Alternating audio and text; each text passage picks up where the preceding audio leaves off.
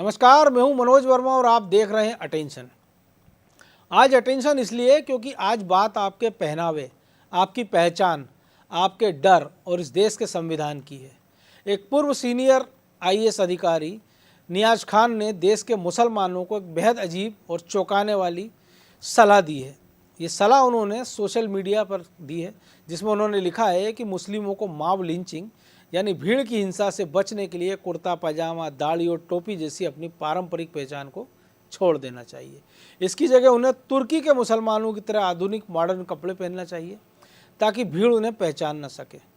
इस एक बयान ने कई गंभीर सवाल खड़े किए हैं जिन पर आज पूरे देश को अटेंशन देने की ज़रूरत है। सवाल पहला ये है कि क्या इस लोकतांत्रिक देश में किसी नागरिक की सुरक्षा की गारंटी उसका पहनावा तय करेगा? दूसरा सवाल ये भी उठता है कि भीड़ की हिंसा को रोकने की जिम्मेदारी कानून व्यवस्था की है या पीड़ित को खुद को छुपाने की? और तीसरा और महत्वपूर्ण सवाल ये भी है कि क्या तुर्की का मॉडल भारत के बहुसांस्कृतिक और संवैधानिक ताने बाने पर लागू किया जा सकता है? नियाज खान का ये कोई पहला बयान नहीं है। इसके पहले भी वो आबादी नियंत्रण के लिए मुसलमानों की नसबंदी करने, मुसलमानों को शाकाहारी बनने, गाय पालने और यहाँ तक कि भारत के सभी मुसलमानों का मूल हिंदू होने का बयान देकर सुर्खियों में रह चुके हैं। लेकिन इस बार उन्होंने सीधे तौर पर मॉब लिंचिंग के डर और लिंचिंग से बचने के लिए पहचान बदलने से जोड़ दिया है।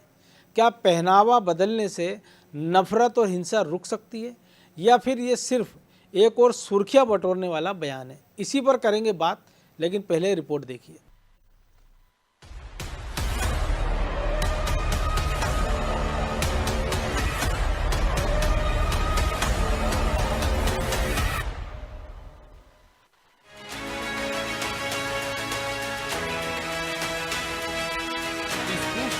जरा गौर से देखिए। मध्य प्रदेश कैडर के पूर्व आईएएस अधिकारी नियाज खान ने सोशल मीडिया पर जो पोस्ट किया, उसके बाद अब सवाल यही है कि क्या कपड़े बदलने से सोच बदलेगी या फिर समाज? दरअसल अपने पोस्ट में नियाज खान ने लिखा कि भारत में मॉब लिंचिंग से बचने के लिए मुस्लिम समुदाय को अपना पहनावा बदल लेना चाहिए और तुर्की के मुसलमानों की तरह कपड़े पहनने चाहिए ताकि उनकी पहचान आसानी से ना हो सके। लेकिन इस बयान के बाद सवाल उठने लगे हैं कि क्या समस्या कपड़ों में है या फिर अपराध करने वाली मानसिकता में? नियाज खान का तर्क है कि मॉब लिंचिंग के कई मामलों में पीड़ितों की पहचान उनके पारंपरिक पहनावे से हुई, इसलिए उन्होंने ड्रेस और हुलिया बदलने की सलाह दी। हालांकि अब उनके इस पोस्ट को बीजेपी अलग नजरिए से देख रही है। जो ये बयान आया है स्वागत योग्य है और मुझे लगता है कि इसके ऊपर अमल करना चाहिए। इस प्रकार की एक आपराधिक जो घटनाएं घटित होती हैं उसके ऊपर अंकुश लगेगा। मैं उनके बयान का स्वागत करता हूँ। नियाज खान ने सिर्फ पहनावे की बात नहीं की बल्कि लोकतंत्र पर भी सवाल उठाए।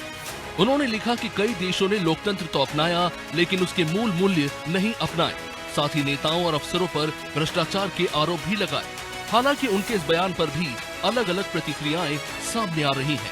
अब कांग्रेस ने इस पर क्या कुछ कहा वो भी सुनिए। देश को दुनिया में इसलिए जाना जाता है कि विभिन्न संस्कृति, दाढ़ी टोपी भी हो, धोती कुर्ता भी हो, यही भारत की संस्कृति है। मैं उनकी बात से इत्तेफाक नहीं करता। तो मॉब लिंचिंग तो वैसे ही हो रही है आजकल। एक वर्ग को तो वैसे ही मारा जा रहा है उसमें। ये पहला मौका नहीं है जब नियाज खान अपने पोस्ट की वजह से विवादों में आए हों। इससे पहले वे जनसंख्या नियंत्रण को लेकर जबरन नसबंदी की बात कर चुके हैं। कभी उन्होंने मुसलमानों को शाकाहारी बनने, गाय पालने और गौ रक्षक बनने की सलाह दी, तो कभी डीएनए और धर्म परिवर्तन को लेकर बयान दी। लगभग हर बार उनके विचारों ने नई राजनीतिक और सामाजिक बहस को जन्म दिया है। फिलहाल नियाज खान के पोस्ट ने एक बार फिर कई सवाल खड़े कर दिए हैं। क्या समाज में सुरक्षा का रास्ता पहचान छिपाने से निकलेगा या कानून का सख्ती से पालन कराने से? ब्यूरो रिपोर्ट, अनादि टीवी।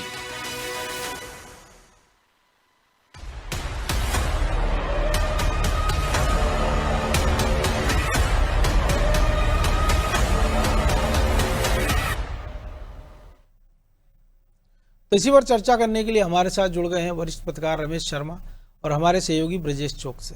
वो स्वागत है शर्मा जी आपका अनादि टीवी में। और नियाज खान के इस बयान को शर्मा जी कैसे देखें कि अगर इस देश में वो एक डर का माहौल बनाने का प्रयास नहीं है कि आपके पहनावे को देखकर आपको चिन्हित कर करके मारा जा रहा है? अगर ऐसा होता, पहनावा देख के लिंचिंग होती, तो पालघर में जिन साधुओं की लिंचिंग हुई थी वो तो भगवा कपड़े पहने हुए थे। देखिए, मोटे तौर पर उनके बयान का आधी बात का मैं ठीक सब आधी बात से मैं बिल्कुल सहमत नहीं हूँ। भारत में मुसलमानों के साथ मॉब लिंचिंग कहीं नहीं है, बल्कि मॉब लिंचिंग आपकी अगर आप आवाज थोड़ी सी देखेंगे। कट रही है शर्मा जी। जी ये अब ठीक से आई कि नहीं आई? हाँ जी जी। है ना। मॉब लिंचिंग मुसलमानों के साथ कहीं नहीं होती, मॉब लिंचिंग हिंदुओं के साथ होती है। हिंदुओं के मंदिरों पर कब्जे हो रहे हैं। बंगाल में आप अगर पिछले कुछ दिनों में देखेंगे तो हिंदुओं को मार मार करके तो भगाया था। मुर्शिदाबाद से कैसी खबरें आई हैं, संभल से कुछ साल पहले तक कैसी खबरें आती थी। अभी वो एक दिन ईद पर कुर्बानी, हिंदू लड़के को बुला करके कुर्बानी दी। तो मॉब लिंचिंग हिंदुओं के साथ होती है, मुसलमानों के साथ कहीं नहीं होती। ये योजना पूर्वक मुसलमानों को डराने का काम है और भारत की छवि बिगाड़ने का काम जी। अब दूसरी बात आती है पहनावे की। निश्चित रूप से पहनावे के आधार पर जितना कट्टरपंथ भारत में है, इतना कट्टरपंथ दुनिया के कई मुस्लिम देशों में नहीं है। जैसे हिजाब को आप देख लें, क्या पजामा टोपी, और उसको आप देख लें, कई देशों में नहीं है। जैसे तुर्की में अगर आप देखेंगे तो उन्होंने वो कोई आधे कपड़े नहीं पहनते, तुर्की की महिलाएं पूरे कपड़े पहनती हैं, लेकिन ऊपर स्कार्फ बांध लेंगी, कपड़े ढीले पहनती हैं। अगर आप सऊदी अरब में देखेंगे तो वहां भी हिजाब नहीं चलता है। हिजाब की कट्टरता अफगानिस्तान में है, पाकिस्तान में भी आप देखेंगे तो लगभग आधी आबादी पहनती। तो हमारे यहाँ के मुस्लिम महिलाओं से ज्यादा वो वैसे पश्चिमी परिधान पहनती हैं पाकिस्तान में। तो निश्चित रूप से तो मैं समझता हूँ समय के साथ वस्त्र विन्यास, समय के साथ शिक्षा, समय के साथ हिल मिल करके लेना, ये बातचीत तो आना चाहिए। तो बदलाव की बात से मैं सहमत हूँ, सबके साथ बदलना चाहिए, मिलकर रहना चाहिए, लेकिन मुसलमानों के साथ मॉब लिंचिंग होती है, मैं इससे सहमत नहीं हूँ। जी जी।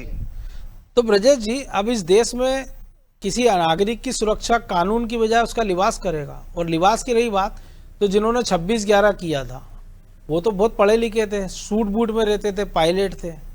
ओसामा बिन लादेन को आप देखिए कि वो कैसे एक संपन्न परिवार का आदमी था। तो अगर वो तो सूट बूट में भी रहा, बाद में उसने वैसे कपड़े धारण कर लिए। तो कपड़ा किसी आदमी का कैरेक्टर बता सकता है, उसकी पहचान बदल सकता है क्या? क्योंकि लगभग उससे मिलते जुलते कपड़े सिख भी पहनते हैं, उनकी वो उसका अंतर रहता है। बस सवाल बेहतर है कि कपड़े किसी की पहचान नहीं बता सकता। आप देखिए कि किस तरह से आतंकवादियों ने, जो आपने 26/11 का जिक्र किया, कलावा पहन कर आए थे। बिल्कुल। आपने अभी कश्मीर में देखा मामा में किस तरह से हमला हुआ, किस भेष में आए थे, कैसे हमला किया। तो पहनावे से कुछ नहीं होता, और हिंदुस्तान में पहनावे के आधार पर ये मॉब लिंचिंग हुई है ऐसा भी नहीं है। यदि वो हुई है तो बल्कि उसके आधार पर तो जो पहलगाम हुई है लिंचिंग, तो उसको कहना चाहिए। तो आप देखिए चीन के मारा गया है ना। आप देखिए इससे पहले जब आक्रांता आए थे तो किस तरह से धर्म परिवर्तन किया, चीन का वो किया गया। तो ऐसी मॉब लिंचिंग कहीं हो रही है क्या? ऐसा बदलाव कहीं हो रहा है क्या? हिंदुस्तान में एक दो घटनाओं को आप इस तरीके से नजरिए से देखेंगे तो मुझे लगता है कि ठीक नहीं है। और नियाज खान क्या है? नियाज खान एक IAS अधिकारी रहे हैं और उनकी विवादों में उनका रहने का नाता रहा है हमेशा। कभी वो ब्राह्मण द ग्रेट करते हैं, उनको तब वहाँ लोकप्रियता मिल जाती है। कब वो मुसलमानों के हितैषी हो गए हैं कि कह रहे हैं मॉब लिंचिंग हो रही है, कभी कहते हैं कि ये कुरीतियाँ ये छोड़ देना चाहिए। तो मुझे लगता है कि नियाज खान सिर्फ सुर्खियाँ बटोरना चाहते हैं। जब उनको लगता है कि हाँ इससे उनको फायदा होगा, अभी आप अधिकारी हैं, सरकार में हैं, तो आपने ब्राह्मणों को महान बता दिया, उनके बारे में आपने, अब वो कह रहे हैं मुसलमान खतरा में। इससे पहले वो कह चुके हैं ऐसा कोई खतरा नहीं है देश में। अब सवाल क्यों उठा रहे हैं? तो वो किसी एक स्टैंड पे तो कायम रहें। क्या वो मुसलमानों के हितैषी हैं, उनके लिए बेहतर करना चाहते हैं, तो उनकी शिक्षा में योगदान दें, किस तरह से उनमें जो रूढ़िवादिता भरी है वो दूर करें, तो उनमें जागरूकता लाएं। वो काम करेंगे तो ज़्यादा बेहतर होगा। लेकिन वो सिर्फ ट्वीट खेलते हैं, सोशल मीडिया पे छा रहते हैं, चर्चा में बने रहने। मुझे लगता है कि उनका अब शौक बन गया है, आदत बन गई है, इसलिए वो उस तरह के ट्वीट करते रहते हैं। उनके विचारों पर ना तो मुसलमान ध्यान दे रहा है, ना बाकी कोई समाज ध्यान दे रहा है। एक तरह से आपने सरकार को कटघरे में खड़ा करने की कोशिश की है कि लोकतंत्र में, यहाँ देखिए हिंदुस्तान में किस तरह से एक वर्ग को टारगेट किया जा रहा है। या उसके पक्ष में 4 उदाहरण देते थे कि भैया ये फलाना देखिए चरखी दादरी का मामला है, या फलाना इसको इस कपड़े के कारण मारा गया। अरे वो तो पढ़े लिखे हैं, उनको तो पाकिस्तान की खबरें उठाकर देख लेना चाहिए कि मॉब लिंचिंग क्या होती है। बिल्कुल, किस तरह से वह मारा जाता है, किस तरह से लड़कियां उठाई ले जाती हैं। तो वो उस दिशा में नहीं जा रहे हैं। लेकिन एक अब उनको लग रहा होगा कि इससे उनको फायदा है, सुर्खियां आ जाएंगी। कुछ एक वर्ग जो उनसे नाराज हो गया था पहले, वो उनको खुश हो जाएगा। तो ये कहीं ना कहीं किसी को खुश करने की कोशिश है और चर्चा में बने रहने की कोशिश मनोज, इससे ज्यादा कुछ नहीं है। मुझे नहीं लगता कि उनके इस तरह के सोशल मीडिया पे कुछ लिखने से, पोस्ट करने से कोई किसी को फर्क पड़ता है, कोई उसे गंभीरता से लेता है, क्योंकि इससे पहले भी वो कई पोस्ट कर चुके हैं लेकिन किसी ने गंभीरता से नहीं लिए और अब यही एक आदत हो गई है उनकी। अब आगे जाके आप देखना फिर कोई पोस्ट कर देंगे वो। तो क्यों इस तरह की पोस्ट की जाती है? और पढ़े लिखे लोगों से तो हम उम्मीद कर सकते हैं ना वो तथ्यों के साथ बात करें। आज जो हमने देखा शशि थरूर ने दोनों चीजों की बात की, आलोचना भी की है और सरकार की तारीफ भी की है कि किस तरह से सरकार काम कर रही है। कुछ जगह पर उस पर आरोप लगे हैं, एक बड़े अखबार में आज बाकायदा पूरा लेख छपा है उनका। तो यदि आप पढ़े लिखे हैं तो आपसे उम्मीद की जा सकती है कि निष्पक्ष होकर आप एक अपनी बात रखें। लेकिन अभी माहौल लीचिंग का ऐसा कोई माहौल नहीं है, ऐसी कोई घटनाएं नहीं हुई हैं, लेकिन आप इसके बावजूद इस तरह के आरोप लगा रहे हैं तो एक वर्ग को डराने की कोशिश कर रहे हैं और राजनेताओं को वो ऐसे बयान देने के लिए मजबूर कर रहे हैं क्योंकि उनको सियासत करनी है। तो आप आरिफ मसूद को देख लीजिए, उस तरह के बयान आने लगते हैं कि देखिए वो तो देश में खतरे में ही है, और वो खुद ही जिस तरह से व्यवहार करते हैं, क्या वो खतरे में है? क्या कौन सा मुसलमान आज की तारीख में देश में खतरे में है? लेकिन पश्चिम बंगाल में चले जाइए आप, जहां उनकी आबादी ज्यादा होती है, यदि सरकार उनके फेवर की होती तो वहां जरूर हिंदू खतरे में आ जाता है। लेकिन जहां भाजपा शासित राज्य हैं, बहुसंख्यकों को पसंद करने वाली सरकार है, वहां कहां खतरे में दिख रहे हैं? आपके मोहल्ले में रह सकते हैं। बिल्कुल, तो उदाहरण देने चाहिए थे उनको। लेकिन शर्मा जी, एक चीज है ना कि हम भले नियाज खान को गंभीरता से ना लें, लेकिन एक जो टेंडेंसी है, हामिद अंसारी की हम बात करें, 10 साल उपराष्ट्रपति रहते हैं, फिर उनको मुस्लिम खतरे में आने लग जाते हैं। नसीरुद्दीन शाह, जिनको एक साधारण कलाकार से असाधारण ऊंचाइयों पर इसी देश की जनता ने पहुंचाया, बुढ़ापे में उनको मुसलमान खतरे में नजर आने लग जाते हैं। आमिर खान की पत्नी को डर लगने लग जाता है हिंदुस्तान में, और वो फिर तीसरी पत्नी हिंदू ले आते हैं, वो डर खत्म हो जाता है उनका। अब ये नियाज खान, तो एक विचारधारा की जो बात हो रही है ना, आदमी को आप परे हटा दें, लेकिन जिस विचार को वो आगे बढ़ा रहे हैं उस पर तो गंभीरता से विचार करने की बात है कि आखिर ये क्यों बोल रहे हैं, किस लिए बोल रहे हैं, क्या मैसेज है ये। देखिए, कुल मिलाकर के देश में एक लंबे समय से एक अभियान चल रहा है, मुसलमानों को कट्टरपंथ बना करके अलगाववादी बनाना, उनको राष्ट्र की मूल धारा से जुड़ने नहीं देना।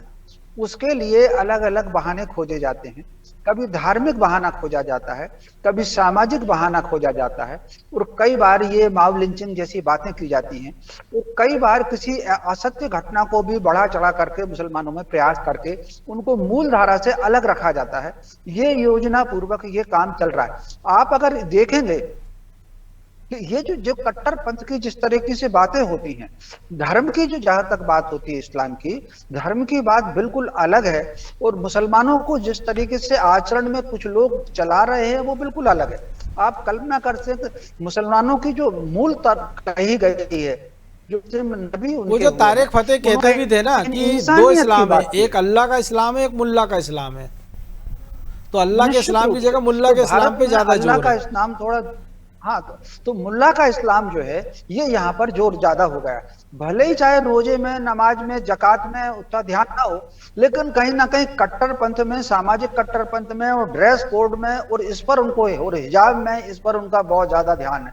तो कुल मिलाकर के मुसलमानों को कहीं योजना पूर्वक एक अभियान जो चल रहा है उनको देश से अलग रखना, और उसका एक कारण है, जब पाकिस्तान बना था तो नारा लगा था, हंस के लिया है पाकिस्तान, लड़के लेंगे हिंदुस्तान। तो कहीं ना कहीं जो गजबाए हिंद का जो नारा था एक समय औरंगजेब के समय था, तो कहीं ना कहीं को उस तरीके से उनको परिवर्तित करना, उसके बहुत आवश्यक है कि मुसलमान एकजुट रहे और मुसलमान रहे और मुसलमान घुल मिल ना पाए। जिन लोगों से भी उसकी मित्रता है और दोस्ती है, अगर अवसर आने पर वो उन्हीं पर हाथ उठा ले। आप अगर दूर क्यों जाते हैं, आप अगर भोपाल शहर को ही देखें, पुराने शहर के कितने मोहल्ले हैं जो खाली हो गए। भाई कश्मीर में हमने देखा ना कि जो कश्मीरी पंडितों को किसी दूसरे देश के लोगों ने थोड़ी ना भगाया, वहीं के लोगों ने भगाया, जो पड़ोसी थे उनके साथ खाना पीना, उठना बैठना था।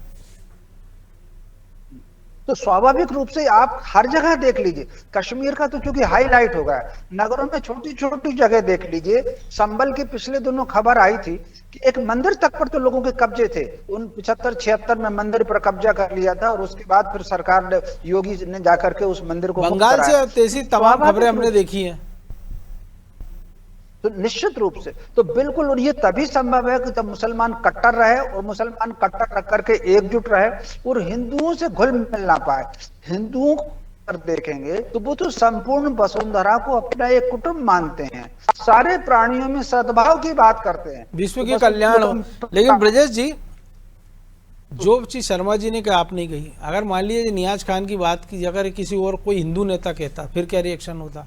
क्योंकि हमने देखा हिजाब पे जरा सी बात पे बवाल हो जाता है। और अगर उनको सलाह देनी है तो फिर जो यूसीसी की बात हो रही है कि भैया जब वेशभूषा एक जैसी करना है तो खान पान भी एक कर लो, गाय काटना बंद कर दो। अगर सब कुछ एक जैसा करना है तो जो 3 तलाक की बुराइयां थी वो दूर हो गई है, हलाला, बहु विवाह, शिक्षा, स्वास्थ्य, इन सबको एक जैसी हो जाए ना, यूसीसी इसीलिए तो लाया जा रहा है। लेकिन उससे विरोध है, तमाम सारे इस्तीफे हो रहे हैं। वक्फ बोर्ड में 2 हिंदू सदस्य आ रहे हैं तो उसका विरोध होने लगा है। अगर कल को 2 हिंदू सदस्य भी कहते हैं कि सही है हम तो जो है सलवार कुर्ता पहन लेंगे, और क्या उसको एक्सेप्ट कर लिया जाएगा उन दोनों को भी? देखिए मनोज जी, नियाज खान ने जो बयान दिया है वो एक तो पूरे समाज में एक दहशत फैलाने वाला है, दूसरा ध्रुवीकरण बढ़ाने वाला है। तो क्या वो राजनीति करना चाहते हैं? यदि जो आपने कहा कि यदि कोई हिंदू नेता ने ऐसा बयान दे दिया होता तो बवाल हो जाता। एक तरफ हिजाब के समर्थन में लोग आ जाते हैं और आप कानून व्यवस्था पर सवाल उठा रहे हैं ये कहकर कि भाई कानून का राज नहीं चल रहा है, आपको बचाव करना है तो आप अपने कपड़े बदल लीजिए। तो पूरी व्यवस्था पे आप सवालिया निशान लगा रहे हैं कि आप इस आधार पर नहीं बच पाओगे। आप दाढ़ी से पहचान लिए जाओगे, आप अपने पहनावे से पहचान लिए जाओगे, टोपी से पहचान लिए जाओगे। हाँ, तो आपको अपना पहनावा बदल लेना चाहिए। तो क्या तिलक लगा के घूमना चाहिए? क्या उन कलावा पहनकर घूमना चाहिए? तो ऐसे माहौल है क्या देश में? लव जिहाद में ऐसे केस भी देखे हमने। हाँ, हमने देखा ना, मैंने आपको पहले उदाहरण दिए कि किस तरह से आतंकवादी ऐसा करते हैं अपना पहनावा। और जब उनको बचने के लिए, तो यहाँ पे ऐसे हालात हैं क्या नियाज खान को ये हालात दिख रहे हैं, या वो कोई राजनीतिक मकसद साधना चाहते हैं? क्या चाहते हैं नियाज खान? जो इस तरह का माहौल तो अभी है नहीं। माओ लीचिंग को लेकर आप जिस तरह की टिप्पणी कर रहे हो, ये सियासी बयानबाजी है। सियासतदारों को वो एक तरह से जो उस राजनीति करते हैं, तुष्टीकरण की राजनीति करते हैं, उनके लिए एक तरह से काम करने वाली है कि भाई आप ऐसे बयान दोगे, एक बार आपके साथ में खड़ा हो जाएगा। तो क्या आप जो मुसलमानों को भड़काना चाहते हो? सबसे बड़ा सवाल ये है कि आप खतरे में हैं, उनको उकसाना चाहते हो, उग्र बनाना चाहते हो, क्या चाहते हो आप?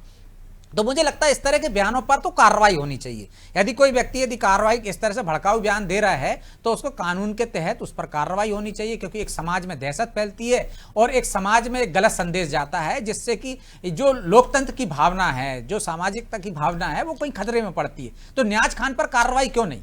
मेरा तो सीधा सवाल है ये कि कार्रवाई होनी चाहिए इस मामले पर कि जो ऊटपटांग टिप्पणी करते हैं, जो पढ़े लिखे लोग हैं। यदि यही कोई आम आदमी कर रहा होता, कोई व्यक्ति टिप्पणी कर रहा होता तो समझ में आता है, लेकिन एक आईएएस, पूर्व आईएएस अधिकारी यदि टिप्पणी करता है तो उस पर समाज में बहस होती है, चर्चा होती है, उनके विचारों को बहुत सारे लोग मानते हैं। आप देखिए बहुत सारे लोग उसको अपना भी लेते हैं, बहुत सारे लोग उससे भड़क जाते हैं, बहुत सारे लोगों को सियासत करने का मौका मिल जाता है कि देखिए साहब पूरे वर्ग को किस तरह से कटघरे में सरकार खड़ा कर रही है, डर पैदा कर रही है, अत्याचार कर रही है उस पर। कहीं ना कहीं तो अत्याचार होगा, वो जितना बड़ा आदमी कह रहा है। तो आप देखिए भले ही किसी को नहीं पता हो कि कहीं कोई माओ लीचिंग हुई है नहीं, लेकिन नियाज खान ने कहा है तो समाज में अगर हुई भी है तो हमने इसी मध्य प्रदेश में देखा 14 लोगों से 1 दर्जन से ज्यादा लोगों को आजीवन कारावास की सजा हुई है। कानून ने उनको कटघरे में खड़ा किया ना ऐसे लोगों को, और अब तो फांसी तक की सजा का प्रावधान है नए बीएनएस कानून में तो इस प्रकार के कृत्यों के लिए।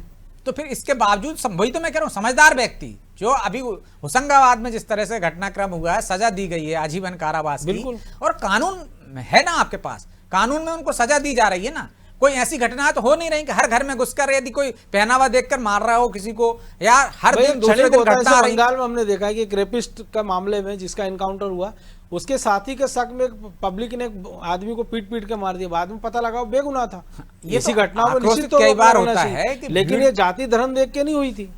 कई बार होता है कि भीड़ को आप कंट्रोल नहीं कर पाते हो और भीड़ इस तरह से आक्रोश में आके कई घटनाओं को अंजाम दे देती है। वो आप इस तरह से भी देख सकते हो, कोई एक्सीडेंट हो जाता है तो आप देखिए पूरी गाड़ी में आग लगा दी जाती है। कई बार हमने देखा है ऐसी दुर्घटनाएं हुई, आक्रोशित भीड़ ने आग लगाई है, लोग जिंदा जल गए हैं। तो वो आक्रोश की वजह से होती है, वो धर्म की वजह से नहीं होती। एक तत्कालिक प्रतिक्रिया होती है कि गुस्से में आदमी वो कर जाता है, हालांकि जिन्होंने किया होता है उनको भी बाद में पछतावा होता है। तो ये इसको आप इस तरीके से लेंगे कि एक वर्ग के लिए साधने की कोशिश की जा रही है, एक वर्ग को ही टारगेट किया जा रहा है, तो मुझे लगता है कि बहुत ही निंदनीय है और इस पर खुद नियाज खान को विचार करने की जरूरत है।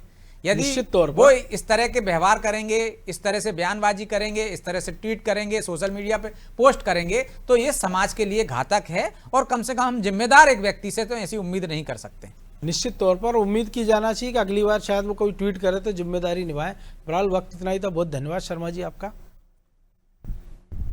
तो एक बात तो साफ है कि पूर्व आईएएस नियाज खान का बयान सिर्फ कपड़ों को बदलने की एक सती सलावर नहीं है, बल्कि ये बयान हमारे सिस्टम, हमारी कानून व्यवस्था और हमारे सामाजिक ताने बाने पर एक बहुत बड़ा सवालिया निशान खड़ा करता है। क्या 21वीं सदी के भारत में जो ग्लोबल सुपर पावर बनने की राह पर है, वह किसी नागरिक की सुरक्षा इस बात से तय होगी कि उसने पहना क्या है। आज अगर हम इस बात को स्वीकार कर लें कि जान बचाने के लिए लिबास बदल लो, तो कल को अपराधियों के डर से लोग अपनी भाषा बदलेंगे, अपना खान पान बदलेंगे और धीरे धीरे अपनी मौलिक पहचान ही खो देंगे। ये किसी भी सभ्य समाज और लोकतांत्रिक समाज के लिए बेहद खतरनाक स्थिति होगी। समाधान नागरिकों द्वारा अपनी पहचान छुपाने या सरेंडर करने में नहीं है। समाधान है कानून के उस सख्त और निष्पक्ष इकबाल में, जब भीड़ में शामिल हर एक अपराधी के मन में ये खौफ हो कि अगर उसने कानून हाथ में लिया तो उसे देश का कानून सीधे सलाखों के पीछे या फांसी के फंदे तक पहुंचा सकता है। भीड़ तंत्र का इलाज कपड़ों का बदलना नहीं, बल्कि कानून की लाठी का मजबूती से चलना है।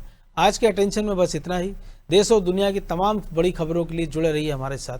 नमस्कार।